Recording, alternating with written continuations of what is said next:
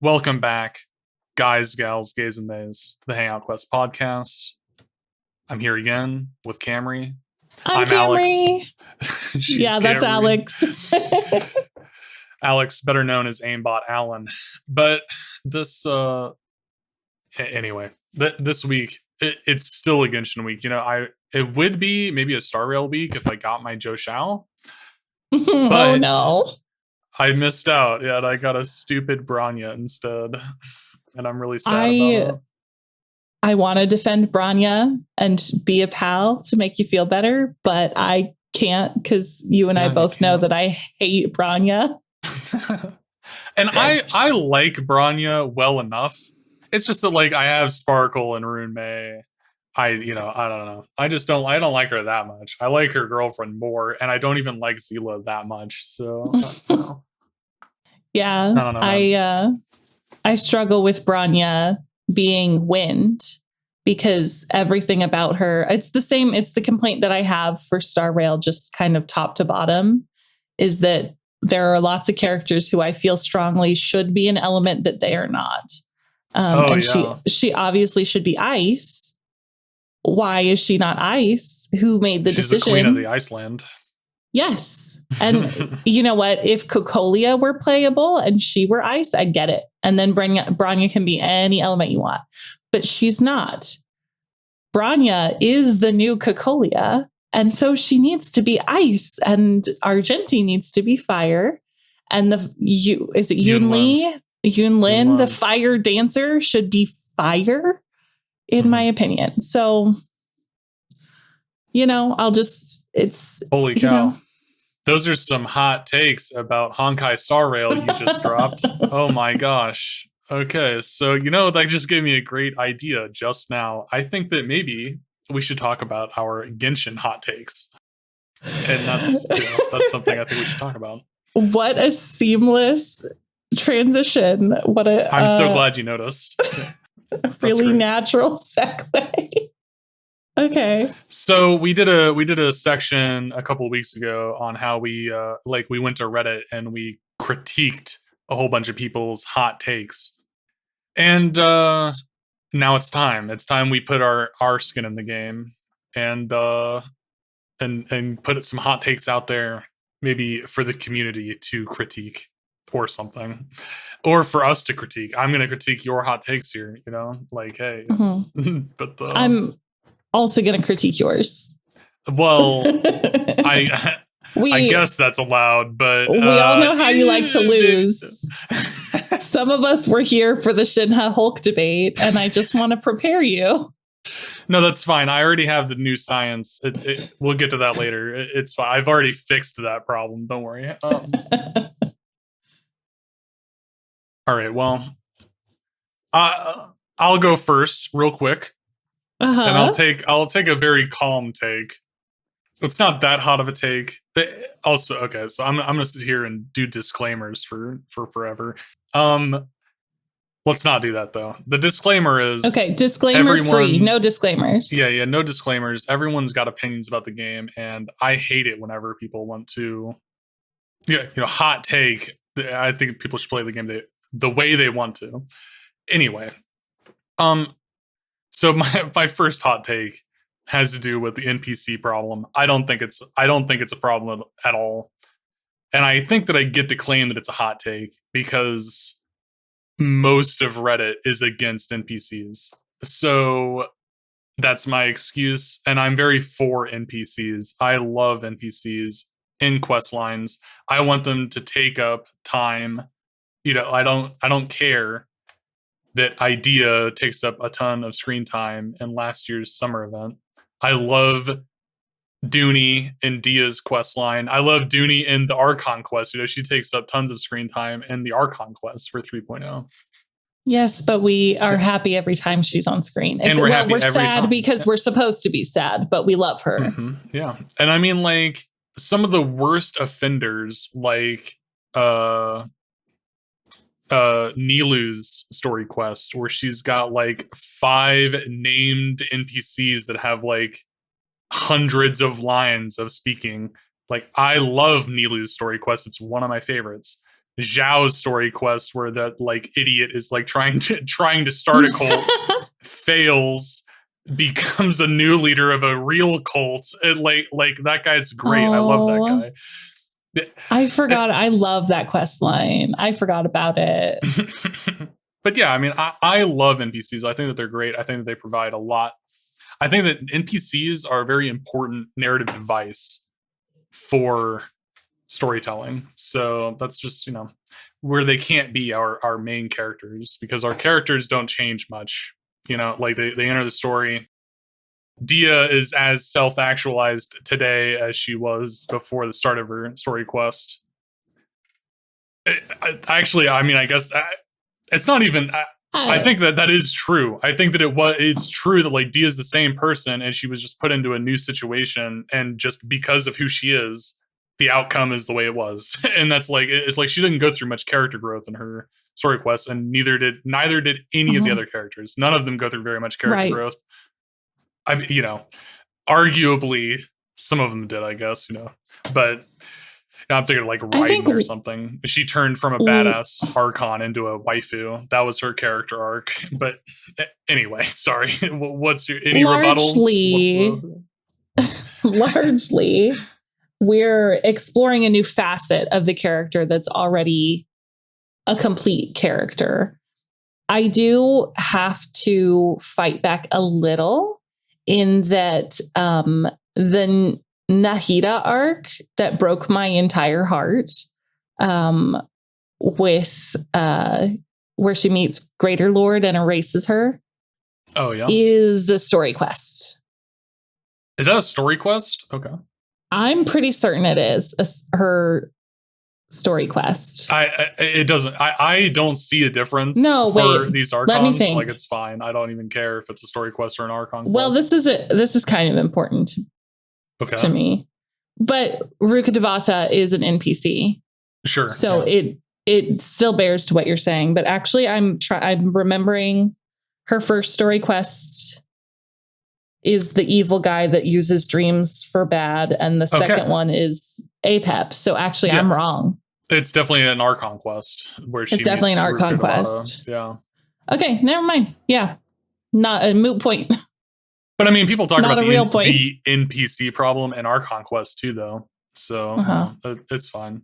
I think at least I'd have to go find the receipts, but I think people do talk about the NPC problem for Archon Quest. Yeah, I think and this is kind of an older. People made more of an issue of it back in the day, like in Liyue and Mondstadt.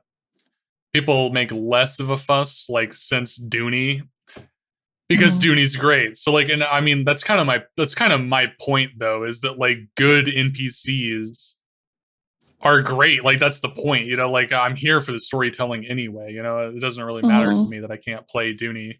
I would love to be able to play Dooney. You have a theory about how Dooney might become a playable character, but I'm just saying, you know, this is what I want. Theory or pipe dream, you know? Pipe dream, yeah. Sure. The narrow pipe dream. Jet's a better theory and pipe dream. Like Jet had that Valentine's Day art, which like led to some serious theory crafting. But yeah. Jet, yeah. I never thought that I would be the red string on the corkboard player of any game, but that Jet fan art really had me going like, you know, conspiracy time. And then they just shot you down. Yeah. They just shot you the fuck down the day later. The next ass day. Upset about it still. Yeah, going back though, you're absolutely correct. And this is a point that we have talked about off and on the whole podcast long. But like, what is Zhongli's story quest without the NPC that we get to learn about the God of Salt from? You know, if we don't have characters that can have growth and change and consequences in our stories because they're all playable characters, then we don't really have any depth of storytelling. And I think that the NPCs are really an important tool in Genshin, and a tool that we shouldn't discourage the use of or disparage the use of, even if it's not always perfect, there's definitely NPCs that like are super forgettable and take up screen time that they shouldn't. But I think that's a problem. There's also PCs that take up there's like screen time that they shouldn't. Yeah. But that's the... I'm so sorry, Yoimiya. I'm thinking of Yoimiya because that wheelchair girl in Yoimiya Story Quest 2, who's like a better character than Yoimiya. Anyway, hey. That's a hot take, I think. Do you want to go? You want to use one of your hot take tickets on? That's fine. Yoimiya sucks. You have infinite tickets. You can just leave that, and I'm not going to rebut you because I don't love Yoimiya, but I do think that it's a hot take, and that we both might be wrong. Yeah, and I fully accept that. I'm just a hypocrite. That's the problem. Like Yoimiya is shipped with my waifu of choice, Ayaka. So it's like I don't, I criticize her for being a super waifu whilst praising Ayaka, who is in fact herself a super waifu. So it's like he's speaking out of anger, babies. Don't worry. I'm just mad and upset. Yeah, Yoimiya does this to me. Anyway, what's your first hot take? What do you want to talk about? Okay. So I have 4 total hot takes that I have I've scoured the recesses of my brain and my heart, and these are the ones that I felt like I could say. So I have ranging from mild to I told my husband about my hottest take, and he it like broke him a little bit. It is not a take that he thinks is a takeable.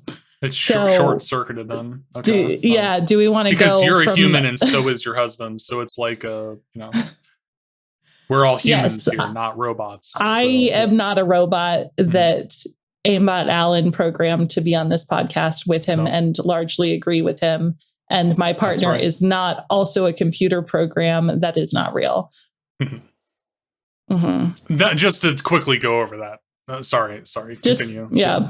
Anyways, so the mildest hot take that I have is that Barbara is actually a really strong, good playable character, but people hated her when she came out because of all the cryo enemies.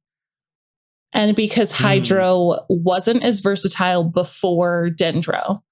So she wasn't as useful. But she's a strong healer when built well. She provides really consistent Hydro application on and off field. And she can res characters when you reach her C6, which is really easy to do because you get her all the time. I think she was my first C6 character. It was so easy. She is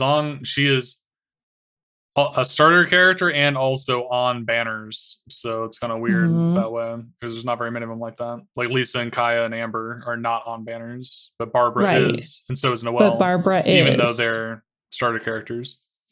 Yes, but yeah, interesting. And having strong healers is really important, especially with Dendro, because of its potential to hurt you back. Yeah, but my take is, everybody is sleeping on Barbara. And actually, if you're a meta baby, she probably slots right in, but she has been forgotten. Yeah. I mean, I've seen some people talk about, like she works fine on Hyperbloom. There's plenty of Hyperbloom variants where you want a Hydro on-fielder. But, it's just kind of weird because, maybe... I don't know. Maybe you're playing Raiden, I guess. And it's like you're on fielding Barbara instead of Raiden. But yeah, that's an interesting take. I see what you're saying. And her stocks are only going up. The way you just said that, on fielding Barbara instead of Raiden, right? That is the feeling in the community. It is. And I don't know. I don't know how her DPS stacks up to Raiden, I guess my heart tells me it's a little bit less. But I think you're right in that, like, just because her DPS is lower doesn't mean her team option, like what she offers to the team, is very important. So like she heals. She's a healer that can be an on-fielder, something like Noelle or something, which I don't know. Maybe her DPS is comparable to Noelle's. I don't know. Liz, I don't know the DPS number because that's not important to me as a player. Noelle is great. I heckin' love playing Noelle. She's one of my favorite characters to play. So if she can do as much damage as Noelle, then that's great, and she can heal probably just as well or better than Noelle. So she's a really strong healer when built correctly. And her stocks are going up. We've got Dendro stuff where she is a hydro applicator for Dendro, for Hyper Bloom and stuff like that. And Farina came out and she heckin' loves team-wide healers like Barbara. So, and Barbara has really high energy requirements, which get lower if you play her on field. So that's something. And hydro resonance for Farina. Hey man, I see where you're coming from a little bit. Yeah. I just think she's often kind of mentioned as a secondary slot in if you don't have the character, even tertiary, like we guess Barbara will work here if you need. Yeah. But maybe give a chance. Yeah, I think that she's kind of better.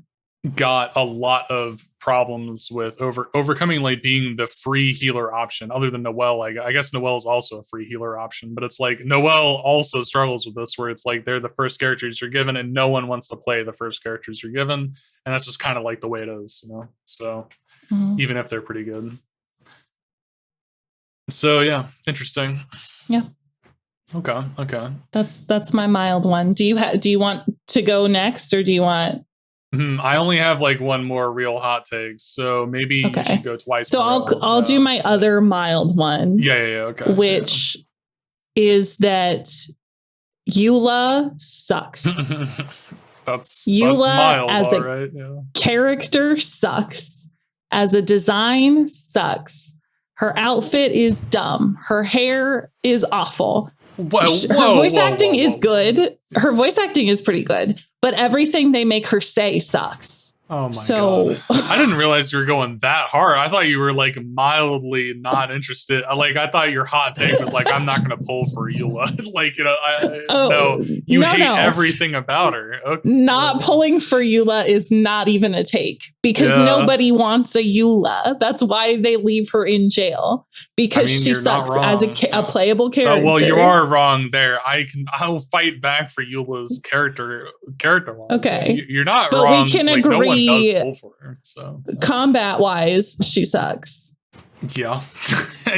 We can agree. All right, that might be all that we can agree on. Yeah, I mean, I can't believe you're telling me Eula's hair is bad. You're telling me that. I can't believe it. Yeah, the only good thing about Eula is that her voice actor does a good job at saying all the terrible cringe stuff that Eula says. And that's it. I do not have a better thing to say about her. Man. No, it's not great. It sucks. She's the wrong kind of cringe for me. Oh my god, yeah. I think Eula, I love Eula's cringe. I love her story quest, really fun. A little bit of an NPC problem. She's got her uncle or whatever who I don't care about. But it's like, I care about her though. She's a rebel, and I love rebels. Even though it's the most milk toast. I see what you're saying. I feel like you hold it against her. Like, okay, so she's against slavery, which is like the most cold take ever. But like, she's okay. I don't know. It's not even the most cold take ever to us. It's also the most cold take ever to literally everyone in Teyvat, because they all hate her family for being the only dumbasses who still believe in it. And she rebelled against her family, who are radical, to the norm. She came to the middle. She just decided to be average, and that's a problem. Mm-hmm. Yeah. I see what you're saying. I get it. I get it. Not liking slavery isn't exactly something that, it is nothing. It's not exactly the most praisable take. It's stance. So nothing that nobody in Mondstadt thinks she's brave for it. No one gives her credit. But like, I don't know, man. They don't. Like, there's no credit to give. she grew up in a cult, dude. You have. So did I. Yeah, you gotta sympathize with that. It takes. No, you don't. Bit. Oh my gosh. You don't have to sympathize with that. I can't believe this. You can really hate her family. Yeah, but that doesn't mean anything for her as a person. She still has to earn respect and regard in her own right. And I respect her just get to say she continue. Sorry. Yeah. You don't just get to say she left a cult, so she's automatically a perfect person. She's definitely not a perfect person. Oh gosh. Oh jeez. Sorry. I'm sorry. Yeah. No, go ahead. It's your turn. Okay. Is it my turn? Give your rebuttal. But all I have to say is there is nothing likable about Eula, in my opinion, as a character. I like her attitude. I like her. I think she's playful with her vengeance thing. You don't see it. I see it. I don't think she's playing. I like her. I think she's serious. I think she's serious sometimes, and then sometimes she's not serious, which is like what makes it fun. Yeah. And I do give her credit a little bit because she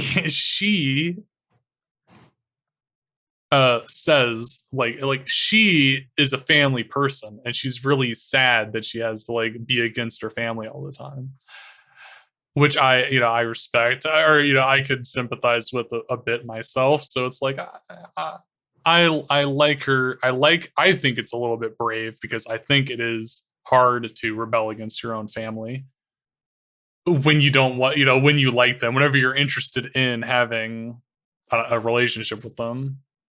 But yeah, I don't know. And I like her hair. I can't believe you don't like her hair, dude. I love her hair. I think Eula's great looking. I like her hair. I can't believe it. I don't like her hair. And her eyes, her multicolored eyes. I don't yeah, because that's so special in the world of Genshin. She's the only character with multicolored eyes. I don't think her character design is redeeming at all. I don't. She's wearing shorts. That's kind of nice, I guess. She's tall. That's kind of nice, I guess. She is. There you go. I've said some nice things. Those are the ones that I have. She's tall. That's it. Wears shorts. Yeah. I like her little streamer thing on her shoulder. Little duelist streamer. I don't know. I love you. There's like a fan art like short. I don't know. You know what I'm talking about. It's very popular. I'm sure it is very popular. Yeah. I love Eula. I think she sucks combat wise. That's for sure.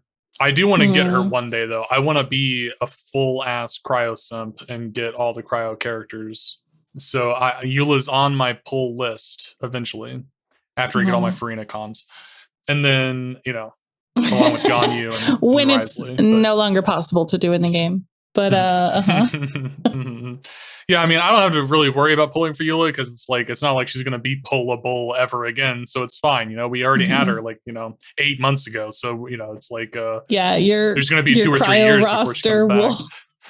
Your cryo roster will miss Eula and Aloy forever. Yeah, dude. I don't know. Their Chronicled Wish is pretty cool. I wonder if Aloy will ever show up again. That'd be crazy if they ever brought Aloy back. I would be shocked. They are making another one of those games. The Horizon the Horizon Zero Dawn games. Yeah, that's a very popular game series. Yeah, for sure. I thought you were going to talk about Star Rail is doing a collaboration with an anime. The Fate Stay Night. Or the Fate series. Oh yeah, they made a huge deal about it on one of the recent Star Rail live streams. Okay, I don't think I watched the most recent one. Fair enough. Yeah. Fate, the Fate series, Fate Stay Night. They're doing a huge collaboration with it, and it's not coming out until 2025. So does that mean I have to watch the Fate thing? I don't know. You know, Cole, friend of the channel, Cole, who has been on a podcast for any of my podcast episode fans, number. I have no fucking idea. It was back in the day, but yeah, he's been on a podcast. He heckin' hates Fate. He hates the Fate series so much. And I have not looked into it because, you know, on his recommendation for my sanity, I have not looked into it. It's like, as far as I understand, it's pretty generic, like fantasy nonsense. So that's just, but very, you know, very generic, as in very sexist and, you know, and nonsensical plot wise and whatever. You know, I don't know, but that's my you know, impression of it. Okay. We can have a look at the collab and see if we want to give it an honest try, see if there's anything there for us. Yeah, that'd be kind of fun. Yeah, if you have no idea about the Fate series, it'd be kind of fun. Maybe I have no idea. Because I also have no idea. So it's like we could do like a you know, a blind a blind entry in the series. We could do it here. Comment below if you're here listening. If you'd like to see that, we could do it on the channel. We could have a Fate review, Fate's reveal.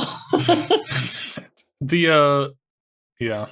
My hesitation is Fate is so popular. I know it's really popular. It's just that we do not like actiony anime very much. So I don't know. Well, we'd have to.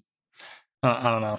I'm skeptical. I feel bad poo-pooing on, you know, people's like, you know, thing, but it might be a popular thing to do. If we gave it the tried and true 3-episode trial, we could do that here. And then if we hated it, you know, that's the end of that. I think it's okay. There's, you know, commentary channels that I watch where it's someone trying something out and talking about it. And sometimes it's stuff I like that they hate. And that's still fun in a way. Yeah, fair enough. Yeah, so that's our hot take, is that our friend doesn't really like Fate, a very popular series. I think that's a pretty fucking hot take. So that's it a hot? Okay, well, hot take by proxy. Yeah, he made a little. He caught a stray here in this episode, but yeah. Sorry, Cole. Yeah. All right, so I'll go on to my next hot take. For Genshin, is that I want character reworks.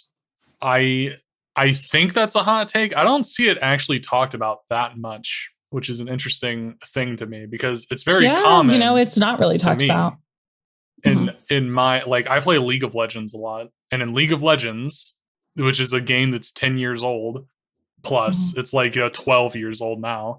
It's like their old ass characters get reworked, so they complete, and it's basically like they delete the character from the game and put a new character that's kind of like the old character into the game.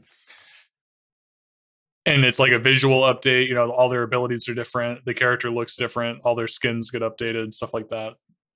Their voice actor gets changed a lot. And it's like, I want that for Genshin. I think that, you know, in League, we call them pizza feats because the characters are like so old that they're polygons, or like the character models are like very triangular, and okay, I get it now. Triangles, yeah. Anyway, but yeah, I think the pizza feats of Genshin. Oh yeah. I know it's not going to change because it's a whole community that calls them this, but pizza foots would be better. I'm just like, it's not big feats.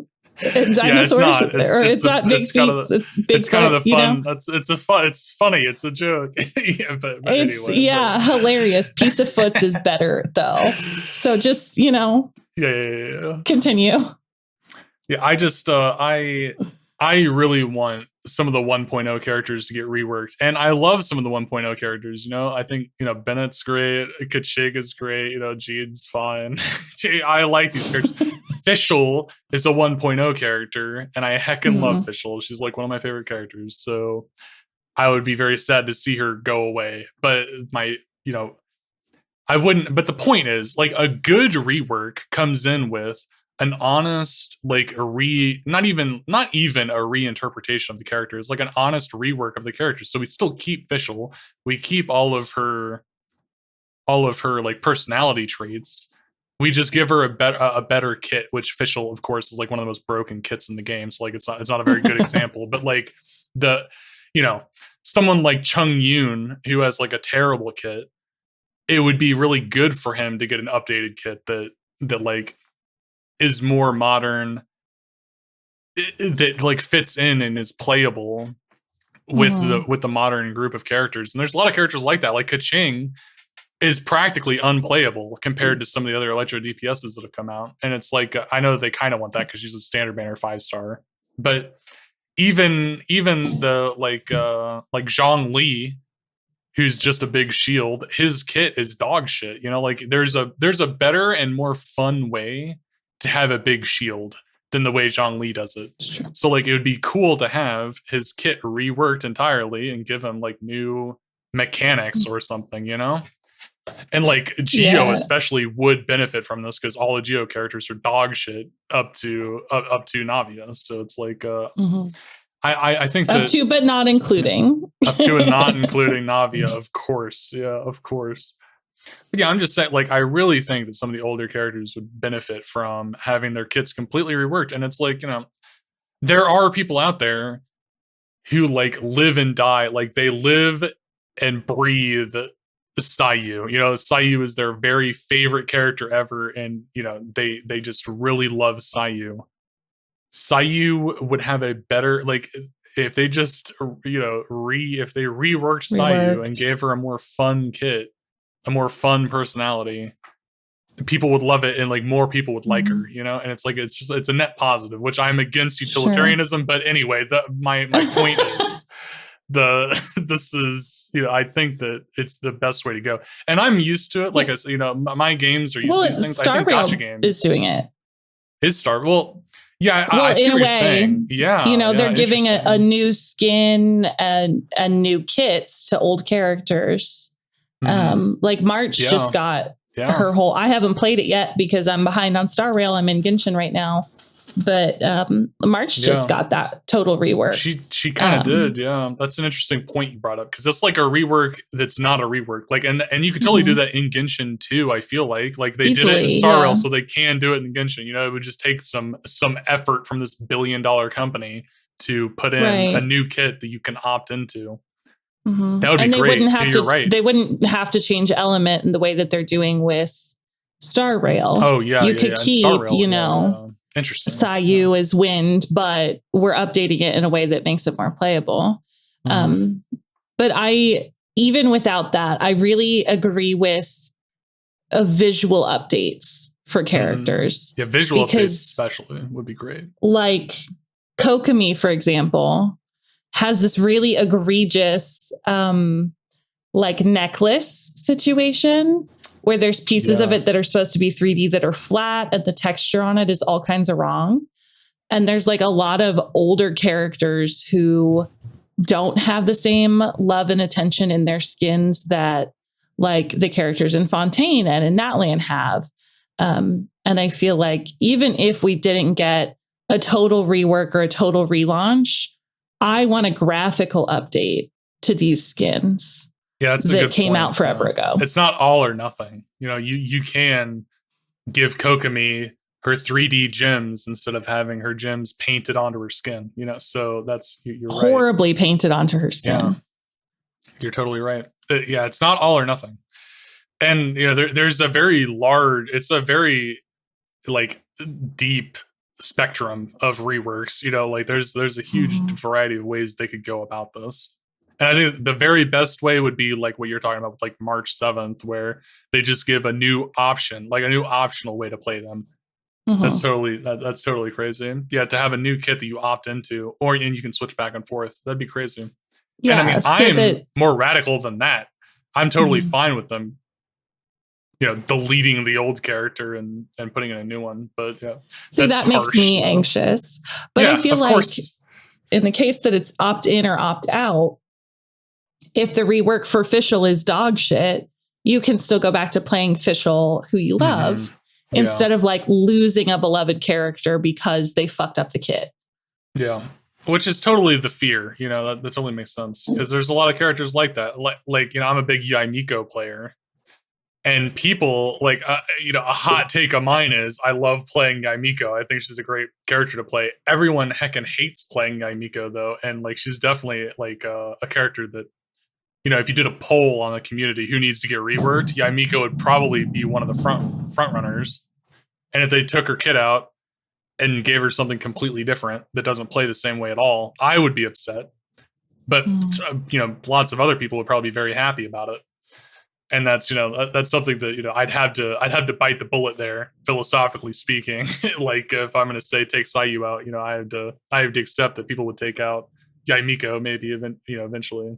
She's on the chopping block for sure. And Dia also. Oh yeah, and Dia, yeah. Which I heckin' love Dia. I think she's perfect. But I would be okay with a Dia rework. That's she's an off fielder kind of right now. So I like her ult. I like her ult a lot, but I wouldn't mind them trying something different. But yeah. But one of the things I'm talking about though is let's say Genshin lasts another 10 years like League of Legends does, and Dia's not a pizza feat, but 10 years from now, their graphics are probably going to be a lot better. And if they decided that Dia needs a graphical update and they want to change the way she looks and stuff, then I would be upset about that maybe, but or not. The point is, the idea is they would take Dia away and give us another one that's very similar to Dia. That's not the one from NATLAN. That's not who you're referring to. Yeah, well, that's definitely not the blonde Dia. She is a wannabe who. No, you're right. You totally talked me down from that, dude. I'm on team whatever the heck her name is. Like, I need to be for her, not against her. I'm attacking her for being a Dia wannabe. In reality, it's just exactly what I want. So I need just more of what you like. Yeah, it's just more of what I like. So I need to praise this, not lash out against it. I love Dia and I love her, and you can have 4 characters on a team. So that's I need to multiple switch teams. my mindset. Yeah. I need to love her. I'm just But yeah, the point is, of course, if there's reworks involved, they could, just because Sayu doesn't have anyone who plays her, that doesn't mean that 10 years from now they're not going to come after my favorite characters. So, and that's the type of thing I need to be ready to, accept whenever I'm pushing for character reworks. Right. But a slightly less radical approach makes everyone happy. Nobody who currently likes iterations of characters has to lose those characters if it's optional. Yeah. Optional would be cool. That'd be very cool. And they're $1 billion companies, so they could do that. Of course they could. They could do that. So. And in fact, Hoyaverse, Dawe, I know you listen to our podcast. You could easily, right, have an event centered around a character every year or every so often that then provides the optional boost for that character. And we could get those events that everybody in the community really kind of misses that center on a character like Fischl had in the past, right? Yeah, absolutely. And we could get something good for something new and exciting from it that people would be really, really interested in having. Yeah, absolutely. Absolutely. I guess the reason it's not common practice in gacha games is because people pay tons of money for these characters. So let's say Tartaglia also has a very controversial kit. Some people really hate playing it. Some people really like it. And it's if you got a C6, there's tons of feral Tartaglia players out there who heckin' love their Tartaglia, and they've got C6 R5 Tartaglias. And it's if you reworked him to have a completely different kit, what do you do about the people who spent thousands of dollars on C6 Tartaglia? You really did scam them. And the idea is, again, the point of these reworks is to take away that old character and give you a new, better character that's even more actualized, and no one would be unhappy. But that's not the way the world works. People would be unhappy. There'd be some Tartaglia players that didn't like the new Tartaglia, and making it optional kind of takes that away. So that that's definitely the way to go about it, probably.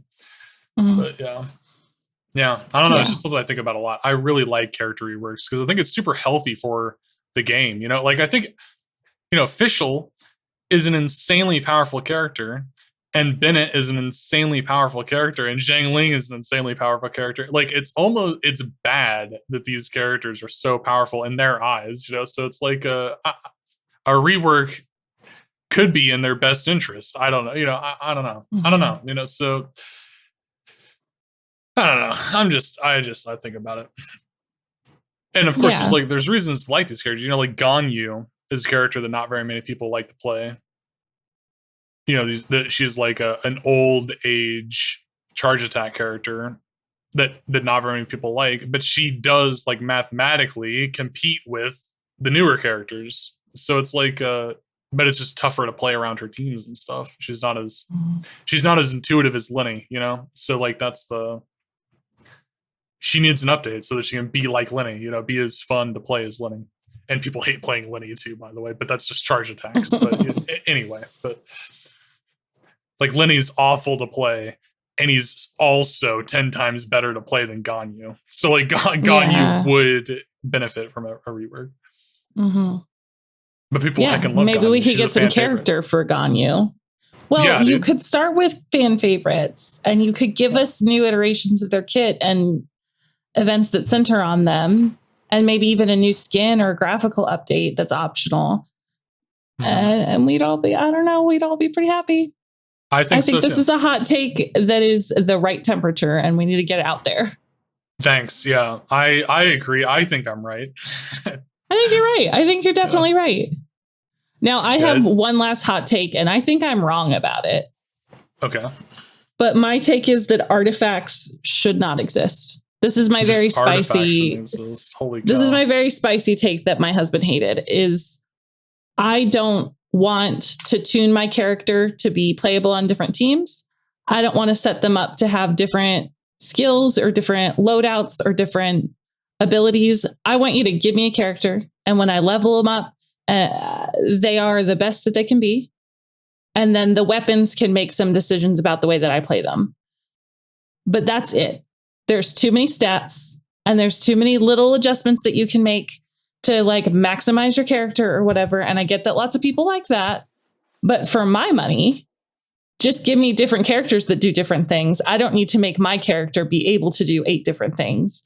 I just want them to be playable without my having to spend 1,000 hours trying to get artifacts that fit the goal that I have in mind. I just don't want to do it. Interesting.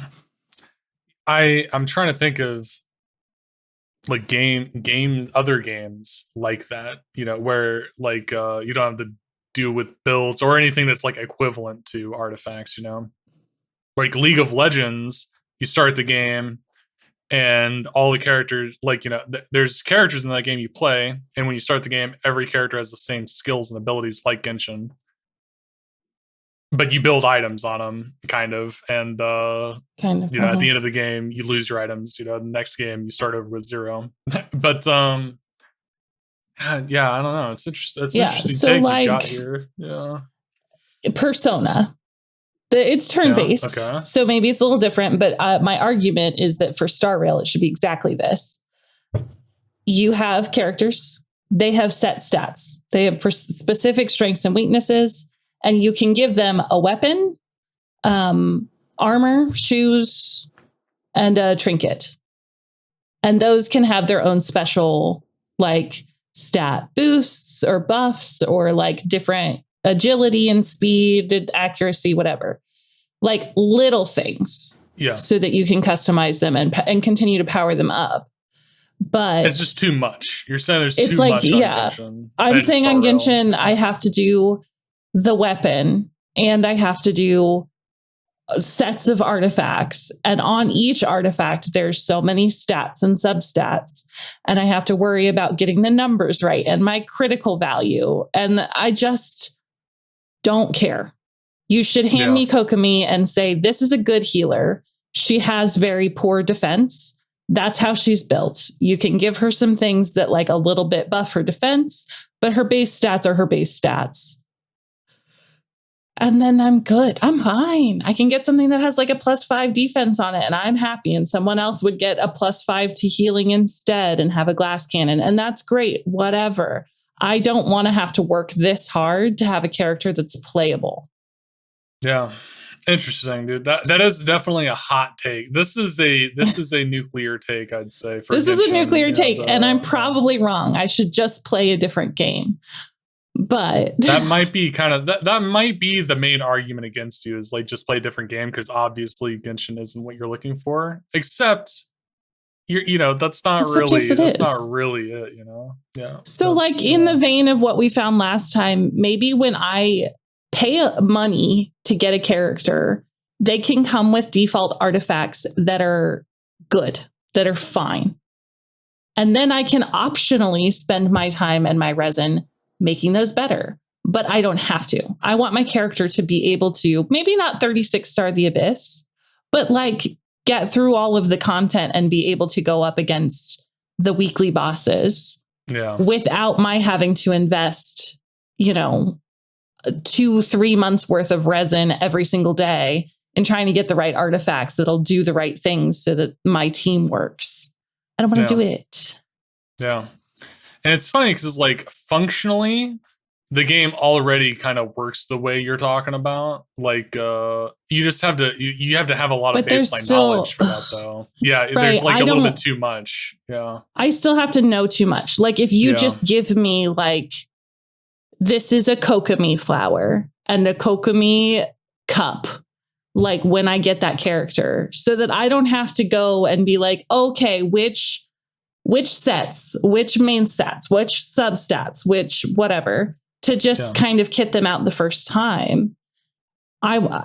If they come already equipped with like level 0 stuff that I could just straight level up in the way that I straight level up a weapon or their talents, that's enough for me. And that's already probably too much for my taste, but that would be fine. And then if you, somebody who likes artifacts, is playing the game and spending your time in resin on getting better artifacts and caring about sets, like domains can still be a thing. I just don't want to feel like I have to play them. Yeah. Or I have to look up a guide to get my character running. Yeah. That's an interesting take. I like what you have to say about it, because I am, I'm very, I feel like I'm a bridge kind of character here, or bridge personality here, where I do care a lot about some of the more hardcore mechanics. Like I care about optimizing my character's like artifacts and stuff. But I am a huge believer in your perspective, the super casual perspective, where I just want my characters to be good enough to do the campaign.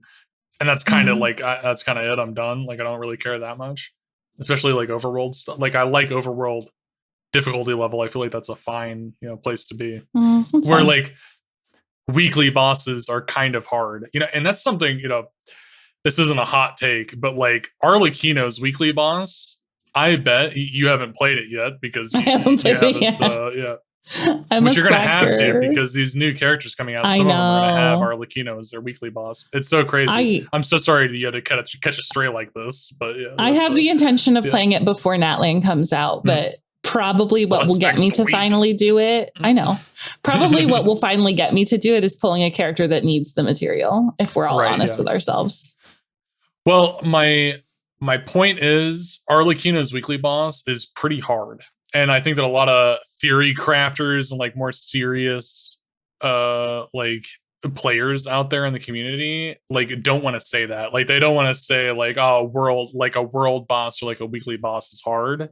But I bet that there are tons of players out there that don't beat Arlecchino. Like they've got characters that could use Arlecchino's mats and they just don't beat her because they can't, because it's too hard. Because the community is complaining that nothing, like they want more challenge. And then Arlecchino is like, it's too much, like it's too hard. Arlecchino has tons, like multiple different attacks that will one-shot characters.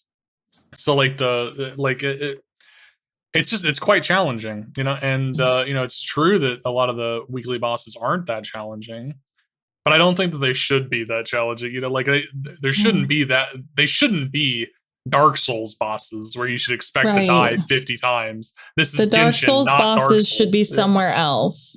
Yeah. Like you can have them in a game mode. Just don't lock my ability to use characters behind that. Yeah, put them in the spiral. I don't like the spiral. I don't play it if I don't have to. Put them in the spiral abyss. Make it actually hard for the people who are tryhards, and let all of us casuals just like live our lives. Yeah, I definitely think that Arlecchino's weekly boss is a little bit too hard, which, I don't know if that's a hot take, but we'll see. Yeah. Yeah. All right. Yeah. I don't know, man. Removing artifacts entirely is quite a take. That's pretty hot, I'd say. So I'm walking it back from nuclear and saying remove, but I'm saying the real fix could be give me default stuff I can level straight up on a character. Like when I get a character, they should have equipped on their person artifacts that if I go straight up to max level on them, they're fine.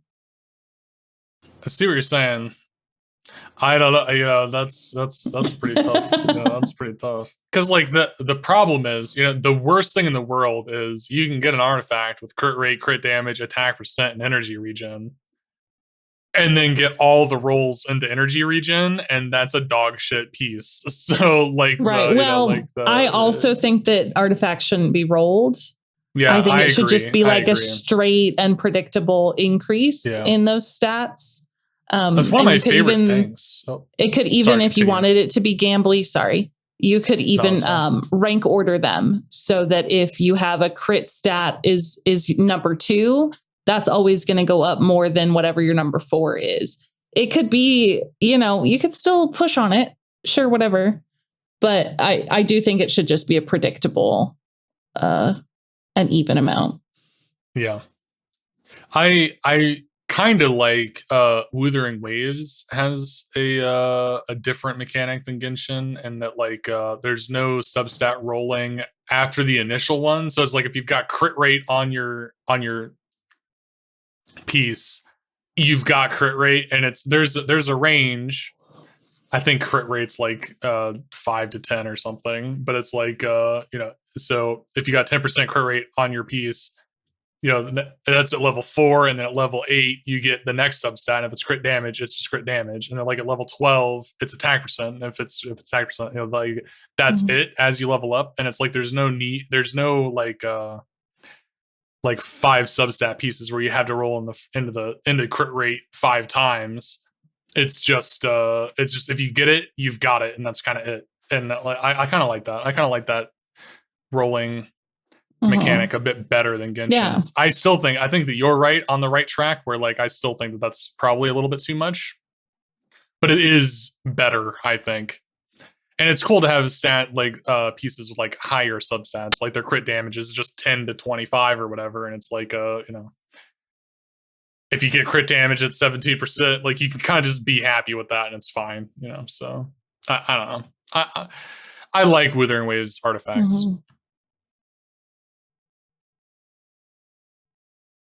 Yeah, that's my nuclear take is just get rid of artifacts altogether. I don't want them, but I know that that's not the game that I have chosen to play. So maybe at least just like simplify, make it possible for me to opt out.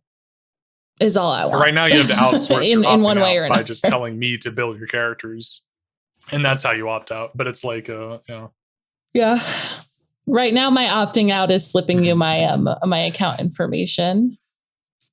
Comment below if you want that video, because I haven't done artifacts in forever. Well, new region, new artifact set coming out. Oh, the new artifact set is very specific. That's true.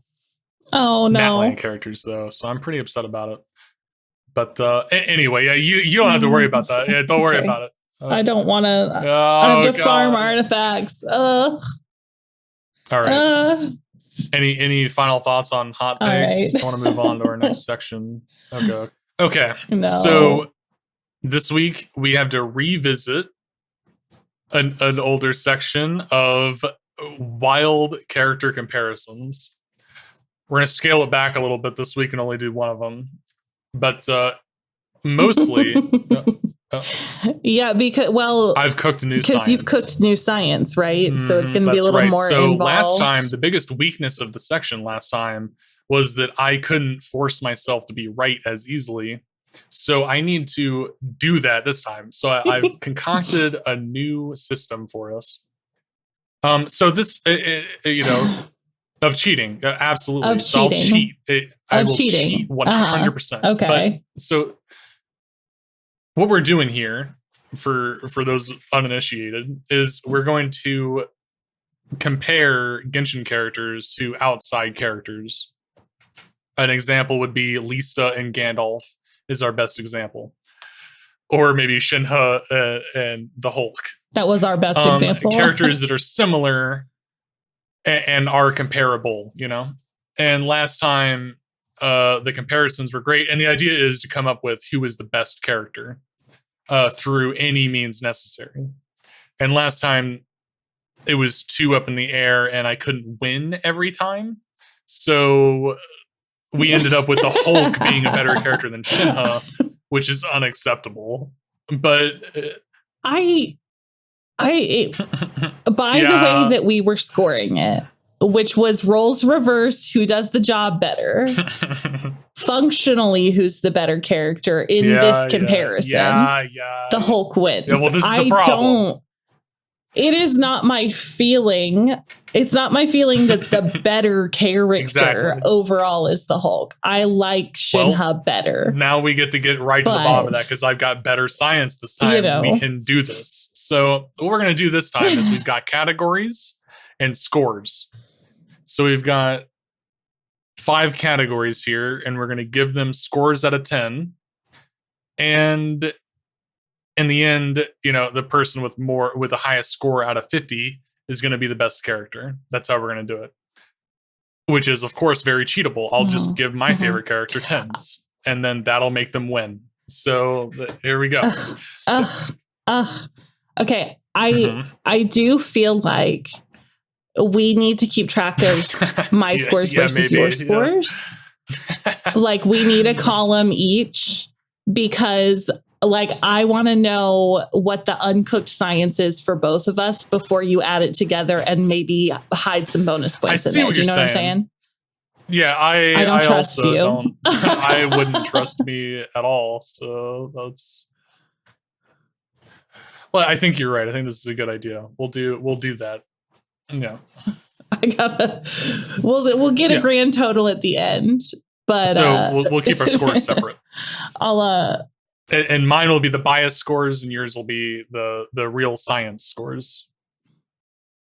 All right. So what we're gonna do is we're gonna talk about our characters and give them scores on 5 categories. So this week we've got Sucrose and Princess Bubblegum from Adventure Time. Of course, these are 2 scientists, powerful scientist ladies. And that is our excuse for pitting them against each other. And I think it's a fantastic comparison. This was your idea, and I think it's wonderful. I'm proud of it, and also it a little bit came from Sucrose, meaning sugar, and my going oh, so she's like a bubblegum scientist. Oh, wait, that's a thing. I know that character. Hell yeah, dude.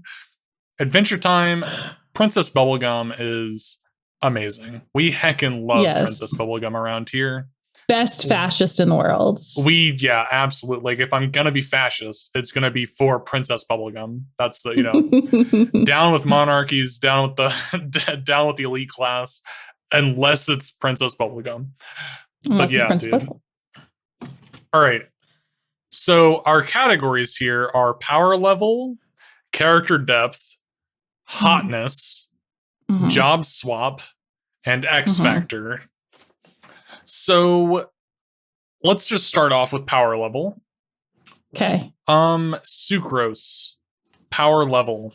What are we thinking? Because I'm thinking she's a nerd. She's really smart though, But the problem is Mhm.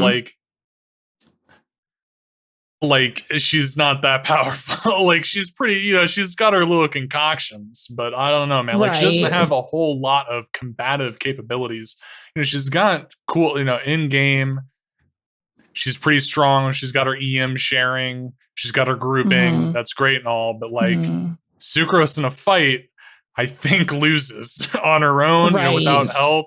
Which, of course, the power of friendship can play into this, but that's going to come in the X factor. So, Right. the power level by yourself, I don't think is that Right. high. I'm thinking like a 4. What are you thinking? I think I would agree with that. I know in a combat situation on your team, Sucrose is strong, but in an alley, when I have a knife, I can beat Sucrose. Yeah, I think that you could beat Sucrose with a knife. Me, Like, Camry, the person. Yeah.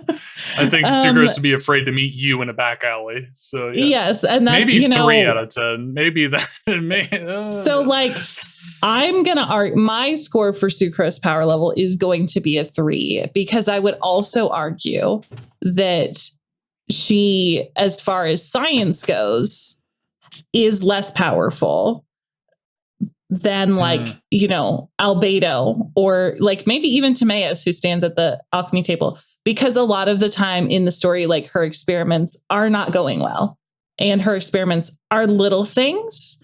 And other than the implied sex dungeon that she's doing, it doesn't seem like she's getting a lot done as far as like even science power.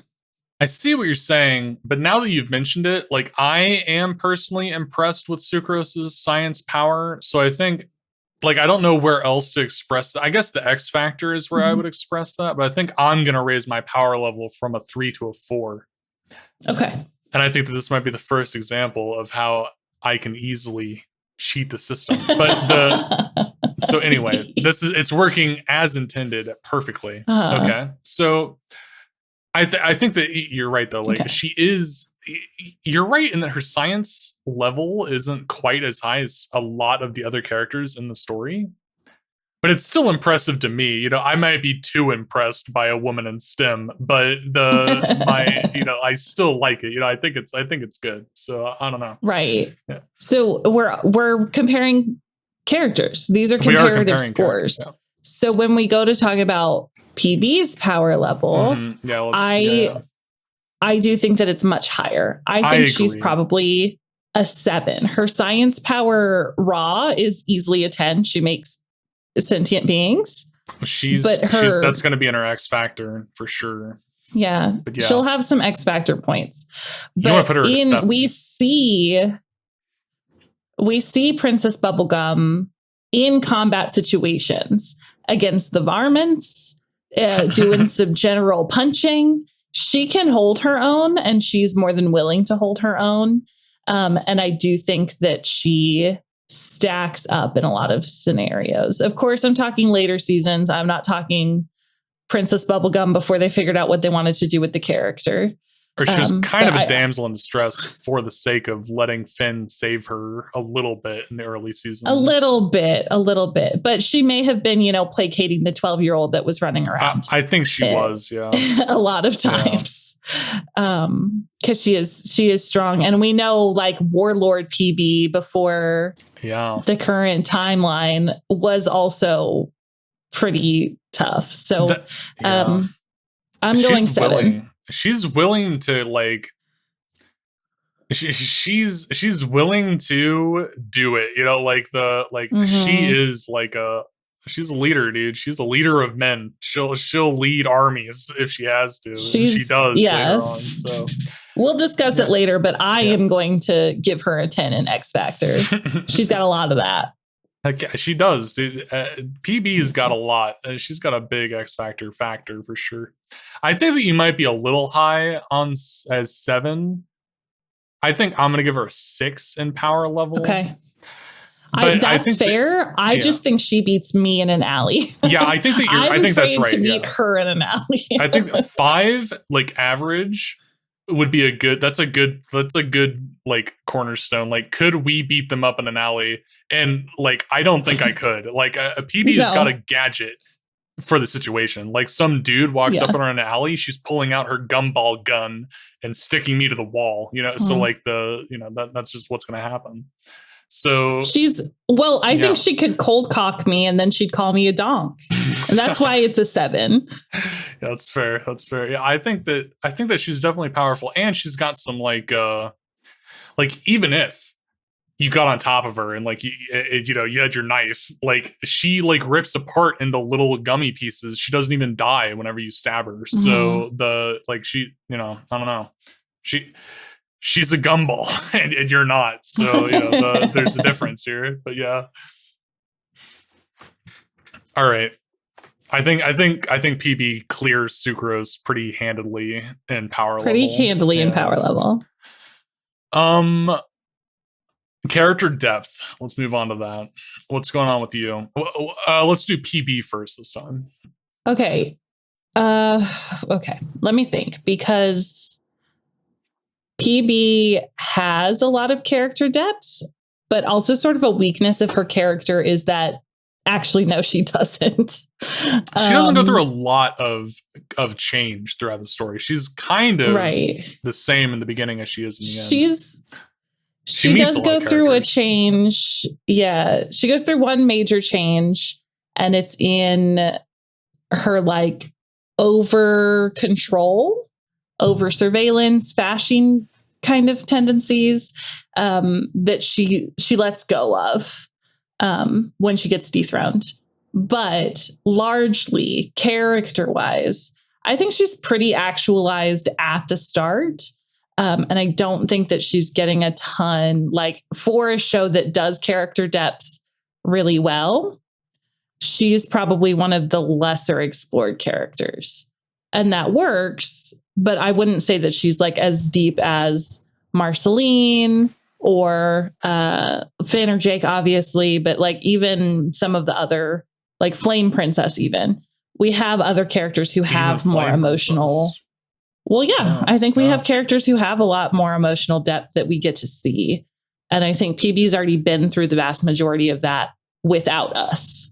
Interesting. Yeah. Because she has specifically an arc against Flame Princess where she's like, because PB kind of learns that like, well, she knew that she was like oppressing the Flame Kingdom for so long. And she like that's right. Well, and that's directly the arc in conflict with the Flame Princess. But yeah, and that's the arc I'm talking about, where she does get some character depth. But yeah, that's fair. A little bit, yeah. But it's not. It's not really Flame a whole Princess. Lot. Yeah, Flame Princess. Beyond that, learns about herself. She has a relationship with her dad that's complicated. Like we get a lot more from characters who I'd say are on the same tier of importance to the story as PB. For the characters on that tier, which I would say are like Marceline and Flame Princess, at least, she is lesser developed. Yeah. Okay. Which is fine with me, but it's true. Yeah. So character depth, I'm going to give her a 7. 7. Okay. I think because she has depth. She definitely does. We're not there for a lot of it. Way better than average, I think. I think you're probably pretty right with a 7. And I think that I'm a sucker for characters. It's so easy. I want to give PB a 10 out of 10 for character depth. Like I love her character, but it's like I think 7's probably fine. I like 7 for PB. Right. Like I would give her a 10 in a different show. But playing against Marceline, and in my opinion, Marceline is a 10 out of 10. I have to then relatively judge, and PB I think hits a 7 on that scale. Yeah, I think there's definitely there are just so many other characters even outside of Adventure Time where like PB just isn't she character depth isn't her strength even, so like 7 out of 10 is pretty high. So it's like yeah. I agree. Yeah, I love Peoples. That's not what she functions in the story as. Not. I think she functions a lot off of her X Factor. But she does. Yeah, she certainly does. All right, Okay. so then Sucrose. I'd say Sucrose is a 2. 2 for you. Interesting. Yeah. I don't think I I'd don't- go quite that harsh because of her Windbloom event, but I see what you're saying. Yeah, I need to hear from you, but okay. I feel like there's very little to Sucrose. I really don't know very much about her. She's socially anxious, okay, but that's like everything I know about her is that she's shy and she's anxious.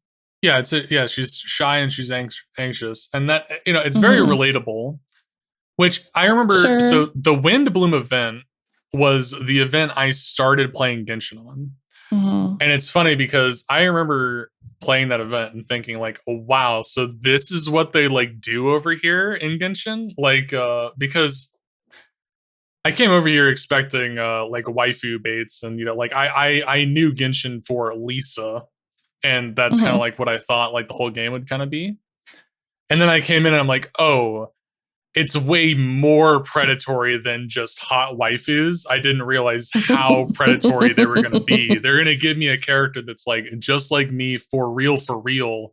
She is socially anxious, and Kale shows up, and it's like so it's like just these two socially anxious people like getting to know each other and like I don't know, just connecting in a way that's like super relatable to internet nerds. And like it was like ham-fisted the whole way through. Like oh, okay, so Kale and Sucrose, they have the same social anxiety as all of us. That's crazy. Doesn't that make you want to spend money on the game? But like I liked it though. I thought it was pretty good. I liked the Windbloom event, even being very cynical. Like I didn't when I started playing Genshin, you know, 100% transparency here. I didn't even really want to like the game very much. Like I was pretty biased against it. And the Windbloom and pretty event, openly biased against it. yeah, absolutely. And the Windbloom event, like I recognized that it's just trying to like, you know, step on our hearts or whatever. Like it's super like there's a saying amongst the armchair film critics of the world, the kick the puppy moments or the save the cat moments, where you have a protagonist. I know that. Yeah, of course. Which means it is really basic. It's very basic. If you want someone to like a character, you have them save a cat from a tree. And if you want someone to not like a character, you have them kick a puppy. It's very easy to do that sort of thing. And that's kind of the level Sucrose was working on. She's just saving a cat from a tree. Kale, but like I think it was pretty fun though. You know, like I wanted to hate it. I wanted to judge it for its like surface levelness, but I liked it. I thought it was better than I thought it would be, honestly. So like I kind of liked it. And she's just like me for real. So like it's not like just because she's socially anxious, and so am I, and I recognize the corpa in that. Doesn't mean that it's not relatable. So, you know, I don't know. I'm a little more generous towards Sucrose than you. I think I'll give her a 5. That's okay. Average. Like, I think that she is like completely serviceable. She's average, and she's got some fun facts about her, like the sex dungeon and stuff like that. So, like, and her experiments are fun. You know, that's gimmicky. I agree that she's serviceable. But I think serviceable is a 2 in a game where I think you're not leaving enough room for dog shit. Like if Sucrose is a 2, what's Tartaglia? Like what do you doing? Tartaglia is a 1. Well, no, Tartaglia is a 2 because I know 2 things about him. He has a brother. Okay, well, my argument is Sucrose isn't on Tartaglia's level. I know 2 things about Sucrose.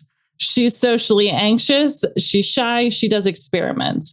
I don't think that's enough to call it character depth, because there are characters above Sucrose's level who are still below average. And that puts her at a 2 for me. I don't think that she is. I know that we hate Tartaglia, but the fact that we hate him so much means that he's at least a 2. He's not a 1 or a 0. And I'm not afraid to give a 0. We can give zeros. But we can give 11s. I can give 11s. I don't know about you. Yeah. I can definitely give 11s. But yeah. I won't. It's a 0 to 10 scale for me. I can't give an 11. Anyway, sorry. Yeah. I'm a rule follower.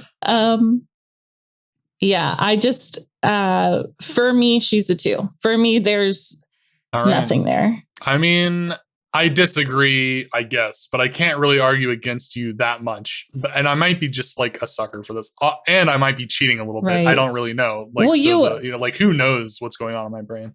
That's the. I started during a Lantern Rite event, and Zhao was a centerpiece of that, like he always is. And I think there's probably not that much to Zhao if we were to examine him under a real microscope. But I've got a little soft spot in my little heart for him because that's when I started. Like and Yao Yao is the same. I started during her Windbloom event. Yeah, I'm saying like she's one of the characters that brought you in. And so you're going to like her more. So that's interesting that you pointed that out, because I tried to point that out earlier, but I feel like I kind of failed. And you're right. And like, I really do need to point out my bias towards Sucrose, because like, I don't feel like I'm biased towards Sucrose like these days because I've been playing for a year. But it's definitely true that she is one of my more like closer to my heart characters. And it is because she was in, You are biased towards her. Yeah. And that's okay. Well, that's an interesting way to segue into the hotness level. So let's go into that. Aesthetics wise, Sucrose definitely has the scientist, glasses girl like type of thing going on. She's a little, I would say she's got the naive, like younger person type of thing going on. But obviously, we've got some disagreement in the peanut gallery from Kaya, who like knows about her sex dungeon.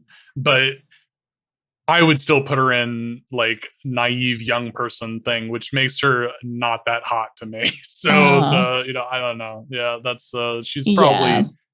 I'd probably give her like a 4. The nerdy girl thing isn't really my thing, and plus she's probably not really in my wheelhouse at all. But hey, sex dungeons are cool. Okay. I don't know if I would want to be in Sucrose's sex dungeon though. So that's the I don't know about that. I'd give her a 4. I'm gonna give her a 1.5. 1.5. Because I think a 1 would be kind of mean. But she's got. I think 1.5 is pretty mean too. But yeah, she has furry stuff going on, which for me is not it's a non-starter. She has lolly stuff going on, which for me is a non-starter. The really, really shy glasses girl scientist thing doesn't work for me.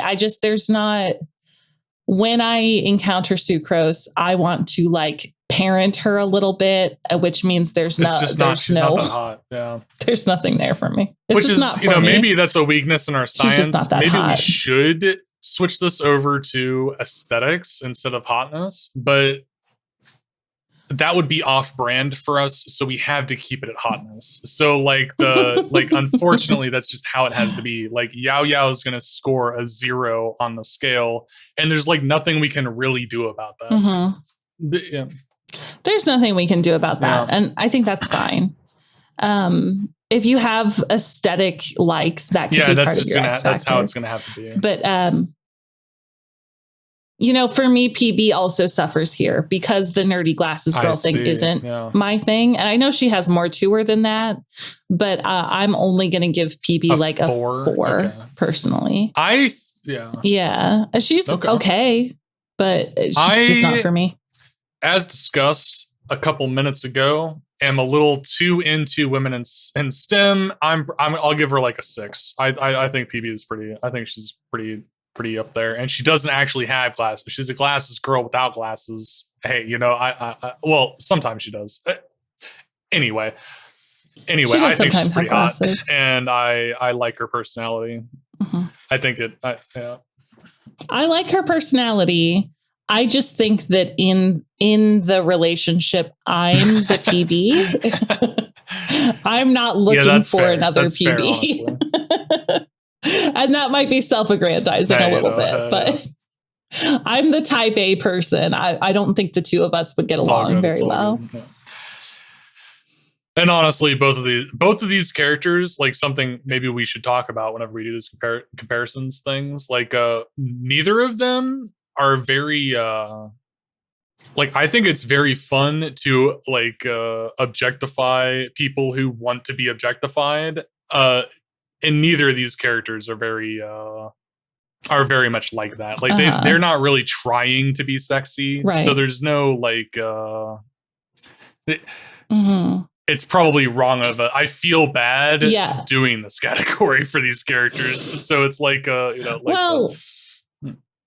maybe the science needs to change. But I feel like a 10 out of 10 hotness is a character who is embodying and asking for sexual attention like a Jade. And yes, do you know exactly. What I mean? And that is just how it is. Like I don't think the category can change. I think that it has to be unfair in this situation. Anyway,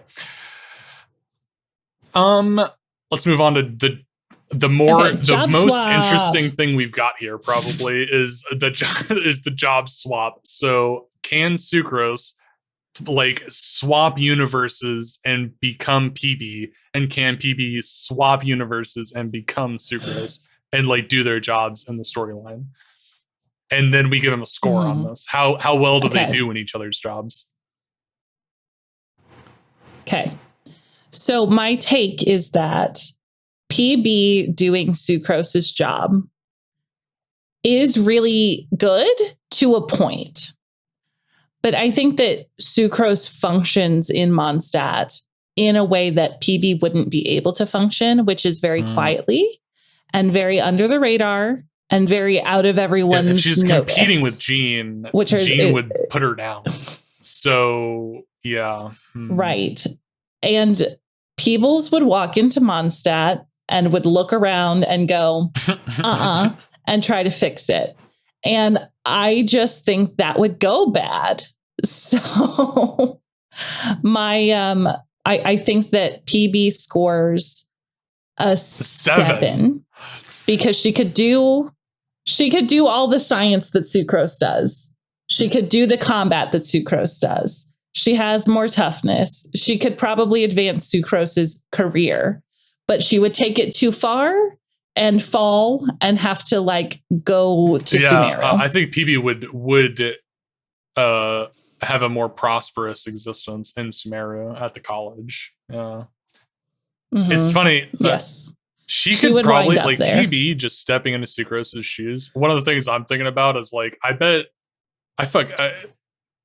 usually don't hate Albedo, but I'm thinking right now, Albedo is totally the type of dude who's like, PB comes in as Sucrose and he's like, oh, now I notice now I notice PB. He'd probably be super into PB, even though he's not into Sucrose, which is an interesting Sucrose. I don't know about that, Albedo. I also listen, I don't hate Albedo. I also feel like he might be the kind of guy who prefers that his assistant not be better at the science than him and would have a real issue with PB outperforming him. Because we both know she would. She's so smart. She's so smart and she's competitive. I'll probably give her 7 too. I think you're on the right track here. I think 7's good. Okay, so is the way that you're going to cheat is like copying most of my scores, but then juicing the ones that feel important the way I'll cheat, it'll become more obvious. I'm trying to be honest here. The diabolicalness of my cheating is going to come whenever you least expect it, because it's like with Sucrose and PB, it's kind of like Lisa and Gandalf. I don't actually care who wins here, so I'm not going to cheat very much here. I kind of like PB more than Sucrose probably, but that might change whenever you hear whenever we get to the X Factor a little bit. But it's like I'm not that invested in Sucrose or PB winning. But whenever Farina's on the docket, we're gonna have a lot more 10 out of 10s. we're gonna have a lot more fight. Okay, skewed, I understand. Numbers. Yeah, 11s and 12s. I understand. Okay, this one is gonna be pretty innocent. It's gonna the diabolicalness of it is that it's like this time I'm not gonna cheat very much. Next time I'm probably not gonna cheat. Yeah, it's usually fine. And then I'll rip the rug out. Yeah. I care a lot. Okay. All right. So can Sucrose do PB's job? I think especially to a certain degree. Yeah. I think that especially with the encouragement that Finn would give her, I think that she could do it, and she's successful. Mm-hmm. Like she is very smart. I think she could do it. Yeah. Finn would do it. The candy people are all it's not going to require a lot of backbone, which she has none of to rule the candy people. She, in fact, maybe wouldn't fall into some of PB's pitfalls of like becoming power hungry or over controlling. Yeah. I think she would really, honestly, she would thrive in a land of sugar and sweetness and friendship where Genshin to that, which, you could really argue is a land of sweetness and friendship, is just a little too cutthroat for Sucrose. You're kind of right, dude. Yeah. It's funny that like Mondstadt continue. Is too rough and tumble. Mondstadt is too rough and tumble for Sucrose, which is hilarious. You're right. It doesn't take much of a backbone to govern the candy people, but they do kind of they've got some uprises in them where they just they want to tell PB like, hey, treat us, give us what you want, and Sucrose just would, where PB sometimes puts the rebellions down, though, is the thing. Like, I feel like there might be certain types of things that the candy people want that are unrealistic and Sucrose can't give them. I'm trying to think of a specific example, but one's not coming to mind. But like, I feel like she would thrive. You're right. It's definitely good for her. It's not a 10 out of 10 though. She would thrive. It might be an 8 out of 10 though. And Peppermint Butler would be there. I'm gonna give her, honestly, I'm gonna give her a 9 because I don't think there's anything meaningful that PB does that Sucrose couldn't do, except when PB's cleaning up her own messes. But I don't think that their messes.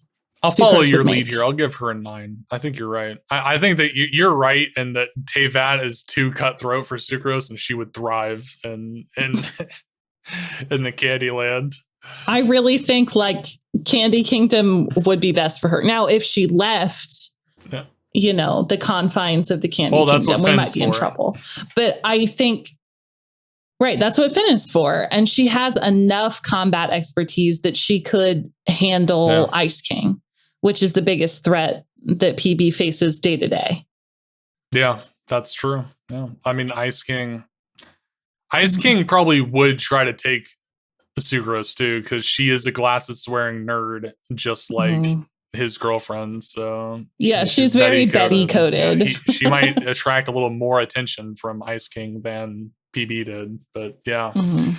All right, let's move on to X Factor. This is the big one. This is the biggest one. X Factor. What is Sucrose's X Factor? This is the biggest one. What do you think? Let's start with you. What because you're starting with me because you can see me making this face that says I don't think she. Do you want me to start? I'll start.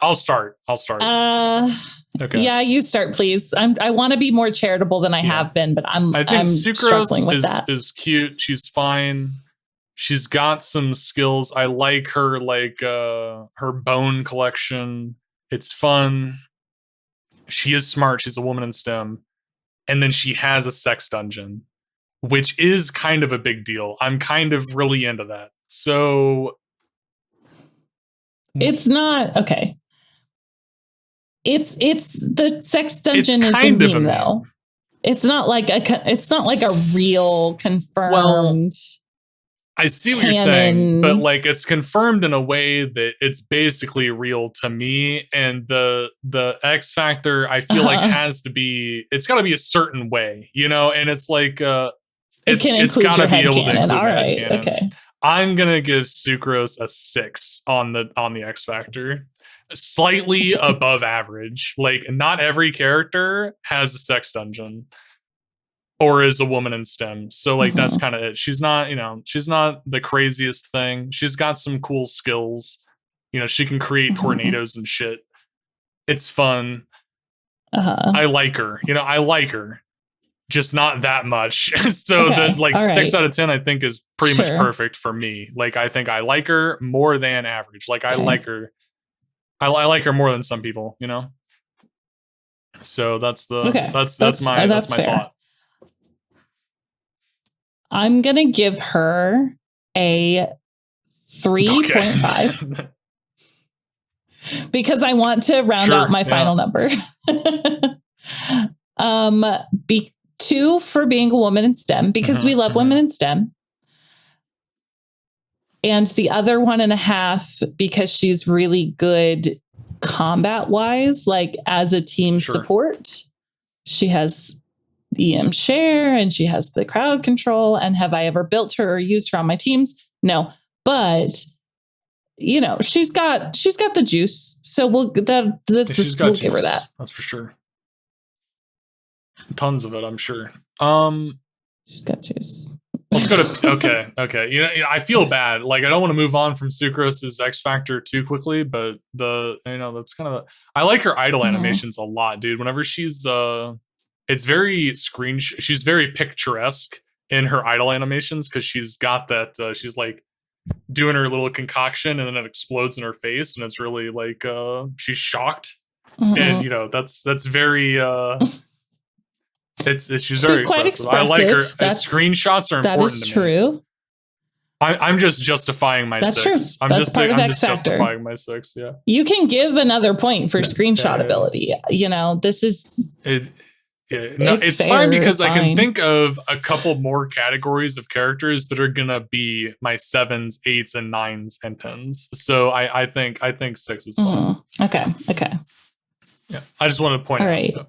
PB's X Factor. Yeah. No, you go for it. Oh, sorry. What's your verdict on PB's X Factor? Is it 10? Oh, do you need me to go first? I think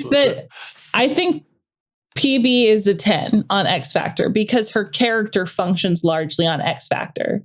She is the easy solution. She's got an answer for every question. She speaks German. She's a scientist. She creates life. She does create life. She rules the kingdom. She's in love with Marceline. Like, and good enough for Marceline. If I believed in breaking scales, and other people are she's in good love enough with for Marceline, which is hard to do. Yeah. That's true. Marceline has a lot of options, and PB is who she picks because PB's great. If I believed in breaking scales, PB is someone who would break the X Factor scale. And I do think this being the first one that we're doing this on is going to be misleading because I don't feel strongly that most characters have this much X Factor. I think you're right. Yeah. But PB, she's got a lot of X Factor. I agree. I think,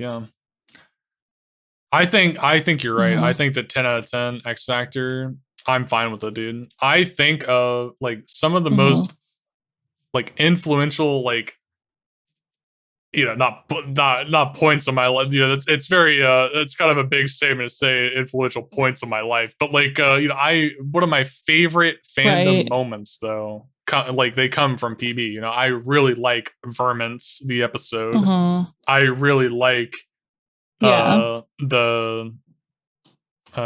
happily ever after, the 45-minute long episodes, Distant Lands. Distant Lands is great because of PB. Vermint's is great because of PB, or Varmints, whatever the hell that episode is called. Varmints. I love PB, dude. I think that she is on the top of my mind a lot as a character. So I really like PB. So 10 out of 10 is fine. And then when Marceline comes around, Marceline will probably just also get a 10 out of 10. I don't know if she's an 11 out of 10 character. She might be, though. I don't know. But PB is very Marceline, I think is equal to PB and X Factor. Now, in character depth, she exceeds, but I do think her X Factor is a 10. It is top of the scale. All right. Well, wonderful. I think 10 out of 10 is pretty good for PB. I'm pretty happy with our score there because I think she deserved her like her number of unique skills alone is kind of like really powerful. Like like you said, she's got an answer for any question, so she can do anything about anything. Yeah, and that's great. That's an X factor. Yeah, she's lived thousands of years, and it seems she's like great, it. dude. And she speaks German, and or she's hundreds at least. A woman in STEM. But anyway, okay, so. We're here at the end. Let's look at our scores. So for me, Sucrose, 28 out of 50. PB, 36 out of 50. For you, Sucrose, 19 out of 50. PB, 35 out of 60. 50 out of 50. Interesting scores. I expected this. Honestly, I'm surprised PB isn't higher because on our actuals here, so our percentage of character, this is our grounded, my 50 plus your 50. Sucrose is a 47, which is an F, which makes me feel bad because I feel like Sucrose isn't an F character. So I should have skewed my numbers. This is the scale. Is basically what this. No, that's not what. If we had more indices, I think we would arrive at higher scores. But my thought is this is very specific to the way that we rate.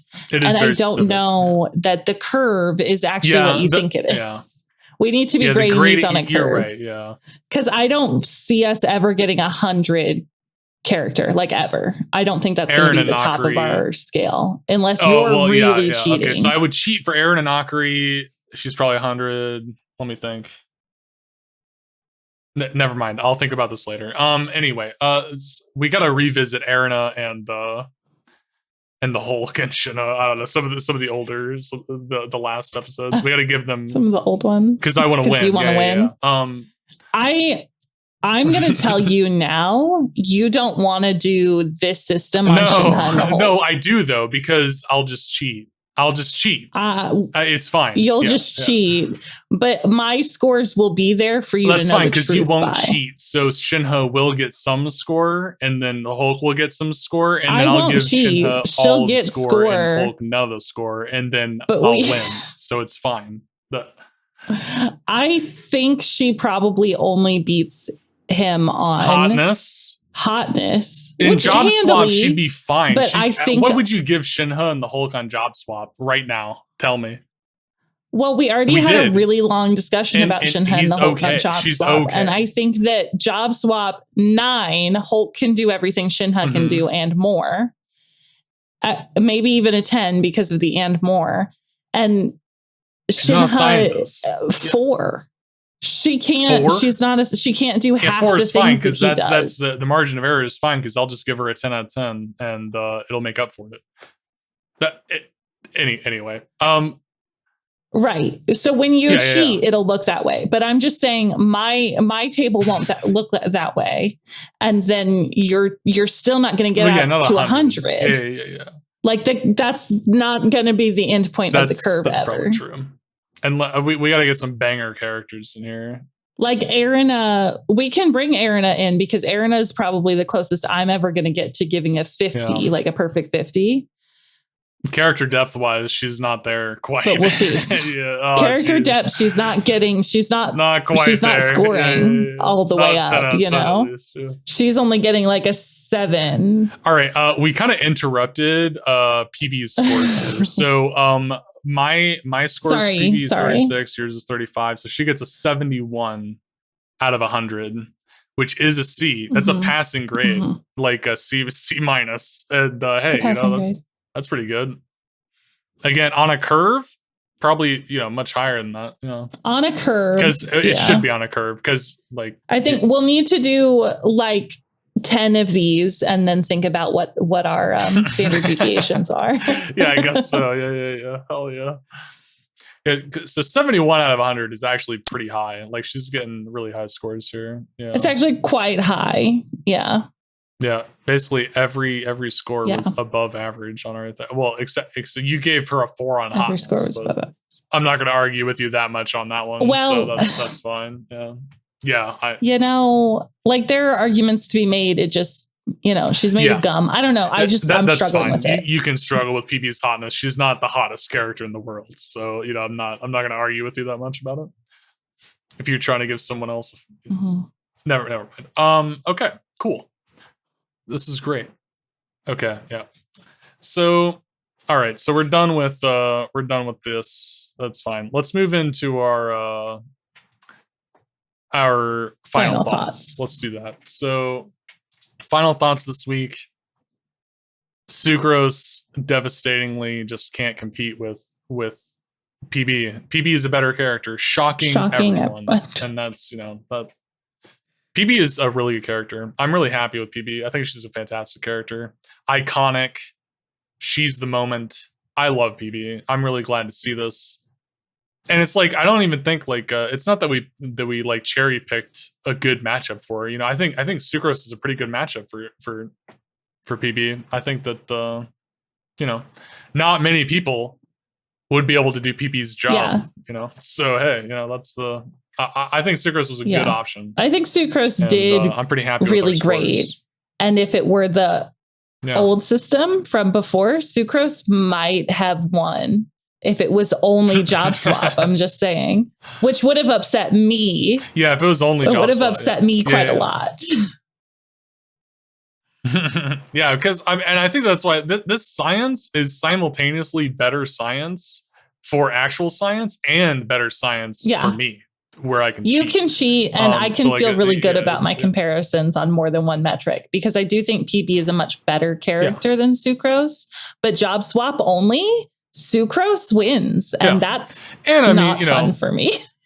There's a level here of like PB is a better character in this television show, and Sucrose, we get to play Sucrose in this video game that we like, and like run around and take screenshots of her, and she we can kill monsters with her, where PB is a little bit more limited. We've got Balloon Tower Defense. Yes, we do. Adventure Time, Balloon Tower Defense. Which is a fantastic game. Everyone loves Adventure Time, Balloon Tower Defense. It's free on Steam. You should play it. It is. It is a great game, and they still do events. Like events and stuff on it, which is hilarious, dude. Yeah, I heckin' love Balloon Tower Defense Adventure Time. Anyway, but it's PB is a different kind of character, is what I'm saying. It's kind of like comparing like a book character to a movie character. There's not much of a reason to do it except for to have fun. So, and that's what we're here for. But yeah, I love Sucrose. I think she's great. And like you said, I'm actually kind of biased toward her. She's actually one of the characters that really brought me into the game. So I'm pretty nostalgic for Sucrose. Mm-hmm. But yeah. What are some of your final thoughts from this week? So my final thought is the sort of medium spicy take that I omitted earlier, which is they shortened at some point the timer for world bosses, like for character materials. And I don't like it. I wish that the timer was still there, because it forced me to engage in resinless behavior for about 2 minutes. And that's when I took lots of my screenshots and hung out with my characters and did silly science running around. And in those periods of time are when I discovered like this patch of flowers that's taller than Nahida, which is great for screenshots, or this weird little spot on the map where I teleported nearby. And I understand convenience-wise, it's better if the bosses just respawn pretty quickly. But I miss the game having a built-in reason for me to fuck around for 2 minutes. It was nice. Okay. I see what you're saying, I've got it's kind of a core memory of mine. Going back to Cole, friend of the podcast. He's been on an episode. Go find him. he was watching me play Genshin one day, and I was farming bosses, and he's just like, "Oh, dude, it's so wholesome to see you just like go around taking screenshots and stuff, like which is what I was doing, in between boss kills." And it was one of the moments where I'm like, "Oh yeah, this is like it's great, dude. I heckin' love the vibes of going and taking screenshots in between killing bosses for a Genshin character. Like it's a good place to be. That's a good time." So I'm kind of with you. It's just that I'm also a lot more willing to just play the game for no particular reason and take screenshots outside of that. I'm willing, but the prompting to do so was kind of nice. Where you can get in a rut of playing for convenience and going fast and getting like logging off. But yeah. I see what you're saying. Yeah, that's a pretty hot take, I'd say. That's a pretty medium temperature take for sure. Because I think that a lot of people like the 10-second boss timer, me included. I like the 10-second boss timer. I really liked that in Withering Waves for the month and a half. It had that over Genshin, but yeah, nice. Yep, that's kind of my final thought. Perfect. Well, we have been yapping for a long time, so we'll get out of here. Good night, babies. Have sweet memes. Sweet Candy dreams. Kingdom dreams for all of you. Yeah.